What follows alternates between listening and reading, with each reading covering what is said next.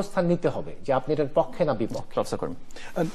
আমি নৈতিকভাবে কোনো আপত্তি নেই এবং জামাতকে যদি নিষিদ্ধ করা হয় আমি একদম আবার টেলিভিশন ক্যামেরার সামনে বলছি আমার কোনো রকমের নৈতিক আপত্তি নেই এবং সমর্থন আছে।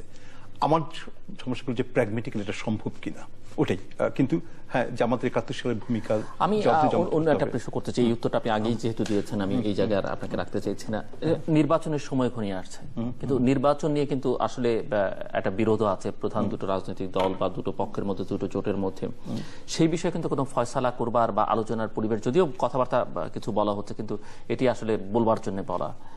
তো সেটি বাংলাদেশের আগামী দিনের রাজনীতিকে কোথায় নিয়ে যেতে পারে? কারণ বাংলাদেশের রাজনৈতিক দলগুলোর কাছে নির্বাচনটাই হচ্ছে মুখ্য, কারণ ক্ষমতায় থাকার, ক্ষমতায় যাওয়ার বাইরে আপনি যে বিষয়গুলোর কথা বললেন যে দুর্নীতি, লুটপাট, সন্ত্রাস, গণতন্ত্র, উনি যেমনটা জঙ্গিবাদ বললেন, এইগুলো, এই যে বেসিক ইস্যু যেগুলো মানুষের, সেগুলো নিয়ে আসলে তাদের মাথা ব্যথা খুব আছে বলে মনে হয়।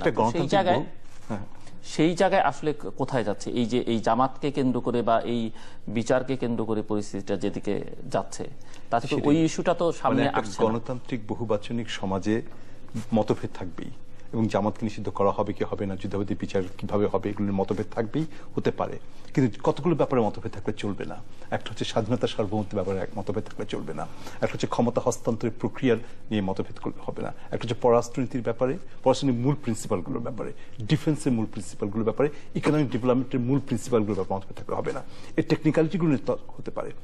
এই জায়গায় বাংলাদেশ একটা বিভক্ত জায়গায় এসে পড়েছে এবং এটা আতঙ্কের ব্যাপার।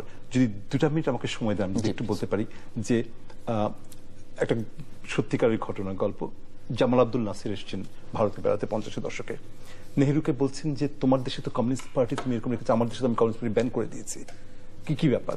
তো নেহরু হেসে বলেছিলেন যে তোমার দেশে তুমি কমিউনিস্ট পার্টি ব্যান করেছো, আমার দেশে আমি কমিউনিস্ট পার্টিকে পার্লামেন্টে এনেছি। In either case they are ineffective. পার্লামেন্টেই যাওয়ার ব্যান হও।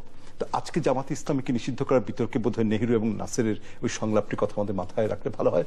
আর জেনারেল রশিদ যেভাবে বললেন যে জামাতের ব্যাপারে মার্কিন যুক্তরাষ্ট্রের অবস্থানটা পরিবর্তন হয়েছে, ব্যাপারটা এতটা সরল হলে আমাদের জীবন অনেক সহজ হতো, কিন্তু আনফর্চুনেটলি ব্যাপারটা তো সহজ নয়। কেন আমি বলছি যে মার্কিন পররাষ্ট্র একটা বহুমাত্রিক জটিল ব্যাপার। স্টেট ডিপার্টমেন্টের পলিসি আছে, Congressional foreign relations committee, CIA, defence ministry department, এদের বিভিন্ন পলিসি আছে এবং একটা কমপ্লেক্স নেগোসিয়েশনের মধ্য দিয়ে পররাষ্ট্র ফর্মুলেটেড হয়। একটা ডমিনেন্ট উইজডম এই মুহূর্তে US foreign policy making in regard to south Asia হচ্ছে যে যেই পার্টিগুলোকে ইলেকট্রাল পলিসি ইনক্লুড করা যায় সেগুলোকে যদি আমরা করতে না দিই, এটাকে র্যাডিকালাইজেশনের পক্ষে চলে যাবে। আমি আপনাকে তথ্য প্রমাণ দিতে পারবো পরে যদি আপনি চান। ফলে ব্যাপারটা তো সহজ নয়। এখন হয়তো অবস্থা নিয়ন্ত্রণের বাইরে চলে গেছে, সেটা অন্য কথা, আজকে সহিংসতা পরে, কিন্তু that has been the dominant wisdom. এবং জামাতের যদি আসলে আন্তর্জাতিক সমর্থন কম থাকতো জেনারেল রশিদ, আমি খুশি হতাম। টার্কি, ইজিপ্ট, টিউনিশিয়া, অন্যান্য দেশে জামাতের পক্ষে যে জনমত সংগঠিত হয়েছে, ওখানকার ডমিনেন্ট মুসলিম ব্রাদারহুড বলি, টিউনিশিয়ার মেজর পার্টি বলি, টার্কিতে বলি, সেগুলোকে তো আমরা আন্ডার এস্টিমেট করতে পারবো না। আমরা যে সত্যি জামাতকে নিষিদ্ধ করতে যাই, আন্তর্জাতিক রাজনীতির ইকুয়েশনগুলোকে মাথায় না রেখে তো আমরা করতে পারবো না। শুধুই আবেগ দিয়ে এখানে এগুলো যাবে না। শুধু আবেগ দিয়ে গিয়ে কিন্তু আমরা দেশের সর্বনাশকে আরো সর্বনাশের জায়গায় ঠেলে দিচ্ছি। যুক্তি দিয়ে, তথ্য দিয়ে, রেশনালিটি দিয়ে এই সমস্যাগুলো নিয়ে আমাদের ভাবতে হবে, কথা বলতে হবে।